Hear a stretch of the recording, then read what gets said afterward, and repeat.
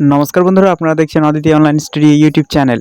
তো হাইকোর্টের নির্দেশে এবার রোজ ভ্যালি চিট ফান্ডের টাকা ফেরত দিতে চলেছে কমিশন। তো যারা রোজ ভ্যালি চিট ফান্ডে টাকা রেখেছিলেন তারা এবার তাদের টাকা ফেরত পেতে চলেছেন।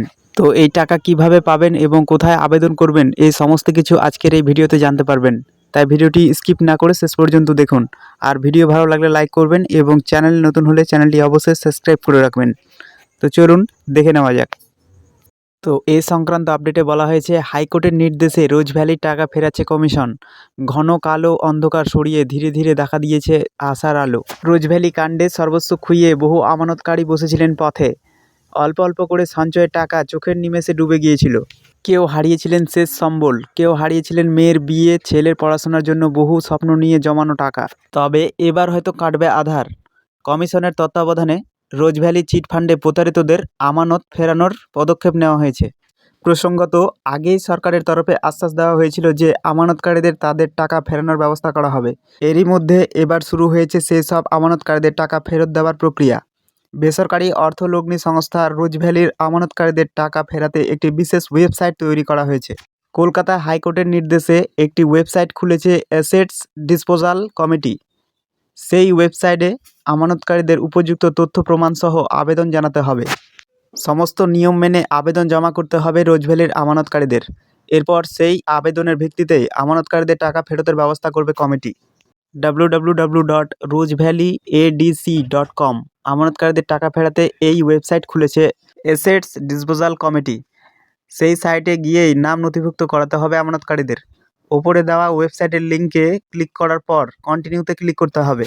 এরপর ইনভেস্টার্স ও আপলোড সার্টিফিকেট এই দুটো সেকশনে আবেদনকারীকে নিজেদের সম্পূর্ণ তথ্য নথিভুক্ত করাতে হবে।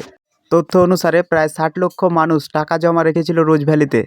তাদের মোট আমানতের অঙ্কটা ছিল প্রায় 3000 কোটি। ওদিকে রোজ ভ্যালির সমস্ত সম্পত্তি বিক্রি করে যে অর্থ পাওয়া যায় তা এনফোর্সমেন্ট ডিরেক্টর অর্থাৎ ইডির কাছে জমা রয়েছে। সেই অর্থের পরিমাণ প্রায় 900 কোটি টাকা। জানা যাচ্ছে সেই টাকা থেকেই আমানতকারীদের টাকা ফেরত দেওয়ার প্রক্রিয়া শুরু হয়েছে। তবে সূত্রের খবর, আমানতকারীরা যে তাদের সম্পূর্ণ টাকা ফেরত পাবেন এমনটা নাও হতে পারে। তবে কত টাকার আমানতের বিনিময়ে টাকা ফেরত পাবেন আগে তার হিসাব দেখাবে কমিশন। প্রথমে সেই সব আমানতকারীদের টাকা ফেরত দেওয়া হবে যাদের জমাকৃত অর্থের পরিমাণ 5000 টাকার ভেতরে, অর্থাৎ যারা অল্প সংখ্যক বিনিয়োগ করেছিলেন। প্রথমে তাদের প্রাপ্য মেটানো হবে।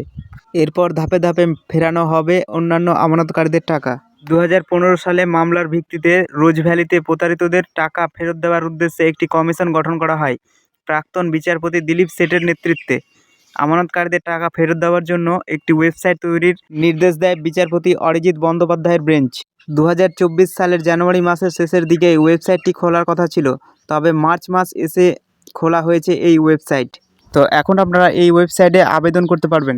সঠিক ডকুমেন্টস আপলোড করে আপনারা আপনাদের টাকা ফেরত পেতে পারেন। তো ভিডিওটি আপনাদের কেমন লাগলো অবশ্যই কমেন্ট করে জানাবেন এবং ভিডিও ভালো লাগলে লাইক করবেন এবং চ্যানেলে নতুন হলে চ্যানেলটি অবশ্যই সাবস্ক্রাইব করে পাশে থাকা বেল আইকন প্রেস করে নোটিফিকেশন অল করে রাখবেন, যাতে এ ধরনের আপডেট আপনার মিস না যায়।